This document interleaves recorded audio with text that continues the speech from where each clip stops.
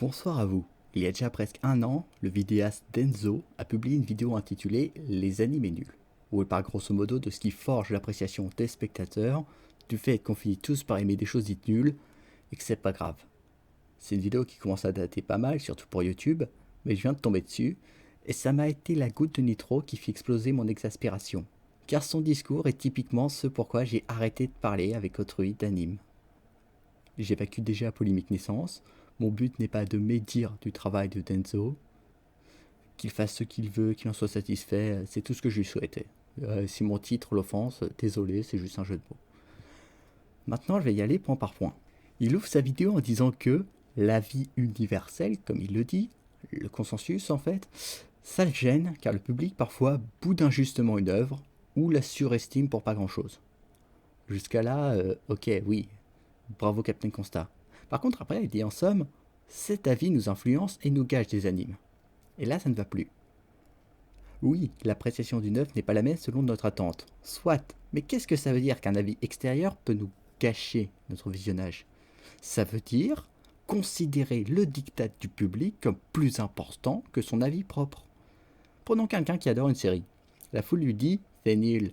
Si tout ce qu'il ne saura répondre n'est que « non, j'aime bien », oui, lui peut être influencé. Mais s'il est capable de répondre non, je défends ce choix d'écriture que les gens ne comprennent pas, j'adore cet effet de mise en scène même si les autres le boudent, cet élément a été pensé pour rendre cet effet avec une efficacité certaine, et c'est dommage que personne ne le remarque, là, ce mec ne sera pas influencé par la foule, parce qu'il n'est pas son égal. Je ne dis pas ça par complaisance, simplement que par nature, l'effet de meute ne peut que régurgiter des arguments qui ont été trop lissés par tous les avis qu'il compose pour tenir bien longtemps face à un individu. Tout ça pour dire que le consensus n'a aucune importance, c'est juste une statistique. Le fait qu'il accorde un pouvoir sur lui à la foule transcrit une sorte d'acceptation feignante, du genre « la flemme de comprendre pourquoi je pense différemment, prenons l'avis de la masse », et qui selon moi est une grande bêtise, car personne n'a l'avis de la foule. On peut être d'accord avec le consensus, mais normalement, notre avis est plus complexe que celui du groupe. J'entends que vous voulez dire quelque chose comme non, mais faut pas être en guerre contre le consensus non plus. J'ai jamais parlé de ça. Je dis juste que rejoindre le consensus sous prétexte que c'est le consensus revient à admettre qu'on ne sait pas de quoi on parle. Par exemple, en science, je me plie respectueusement face au consensus, car j'ai pas les connaissances nécessaires à réfuter une théorie. Mais là, les critiques, Tenzo par exemple, il nous dit qu'il les a, ces connaissances, vu qu'il fait des critiques. Ensuite, il parle d'objectivité, et là, je commence à vraiment grincer des dents. Déjà parce qu'il compare une scène d'action dans un climax tiré d'un anime à gros budget avec l'ending d'un anime qui m'a l'air modeste, et il n'y a pas de pot de comparaison possible, ça commence bien pour quelqu'un qui se veut objectif. Alors il blablate, mais il dit pas ce que c'est que l'objectivité. Il cite des trucs, ouais, mise en scène, écriture, doublage, colorimétrie, mais il ne dit pas selon quoi tout cela se juge. Parce que vu sa conclusion, moi ce que j'ai compris c'est qu'il dit que cela se juge selon le consensus, selon si les gens consensuellement trouvent un tel ou un tel effet réussi. Jamais ce serait une vision correcte de voir les choses. Jamais tu pourrais avoir un avis pertinent en pensant comme ça. Car à force de regarder les machins qui se ressemblent tous, un mec qui va se retrouver face à quelque chose de moins connu, de totalement différent du consensus, ben, il va être perdu, il n'aura rien à se raccrocher pour savoir quoi en penser, il dira j'aime pas, tout simplement. Donc non, l'avis d'objectif n'est pas lié de près ou de loin à une appréciation consensuelle, c'est grotesque d'essayer de faire cette égalité. Là, il parle du bon goût et il fait la comparaison avec l'étiquette telle qu'entendue dans les milieux mondains. Mais le problème que ce code pose, ça n'est pas qu'on ira regarder de travers celui qui aime quelque chose considéré comme nul. Ça arrivera de toute façon. Le vrai problème de ce code, c'est qu'il est dicté par des gens qui ne parlent que de ressenti. Et Denzo l'illustre parfaitement en poursuivant qu'aucun anime ne serait dénué de qualité. Alors je comprends l'idée, c'est attrayant, mais c'est faux. Je vais même pas commenter le fait qu'il fasse un amalgame énorme entre aimer et apprécier pour dire qu'il ne faut pas faire cet amalgame. Bravo.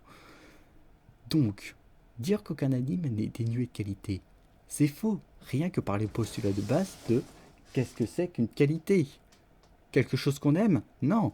Une qualité est un aspect dont l'exécution a été maîtrisée selon les codes du média dans lequel il existe, et on ne peut aimer des choses mal faites comme détester des choses bien faites. La question n'est pas là. Aussi, un anime peut être raté de A à Z, c'est possible. Et même, admettons que tout anime ait des choses qui y soient bien faites. L'autre moitié de l'équation, pour savoir si c'est un bon anime, j'y reviens, l'autre moitié, c'est de ressentir les défauts d'une œuvre. Et à l'instar des qualités, les défauts sont indépendants de ce que vous aimez. Puisqu'il caresse Clannad dans le sens du poil au début de sa vidéo, ça va me faire un exemple. Clannad After Story accumule tellement de tares que même s'il avait toutes les qualités qu'on lui reconnaissait, il resterait au mieux pas terrible. Parce que je parlais de savoir si c'est un bon anime. D'accord, la question est complexe et chacun a une définition à lui. Mais entre admettre qu'il y a une marge d'erreur non négligeable pour prétendre atteindre la vérité et ne pas se poser la question, il y a quand même un fossé abyssal. Parce que Denzo et ses abonnés, et les autres, et certainement vous-même qui m'écoutez, vont parler de leur goût pour se dédouaner de ne pas savoir parler d'anime. Ça j'aime bien, bah c'est bien. Ça j'aime pas, bah c'est pas bien.